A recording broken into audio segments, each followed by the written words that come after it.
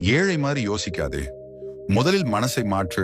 ஒரு மனிதன் ஏழையா இருக்கிறான்னா அதுக்கு முதல் காரணம் அவனோட பணம் இல்லை. ஆனா அவன் எப்போதும் ஏழையா இருக்கிறான்னா அதுக்கு ஒரே காரணம் அவனோட யோசனை. ஒரு மனிதன் தோல்வி அடைய எதிரி தேவையில்லை, அவன் மனசே போதும். ஏழை மாதிரி யோசிக்கிற மனசு எப்போதும் குறைச்சுதான் பேசும்.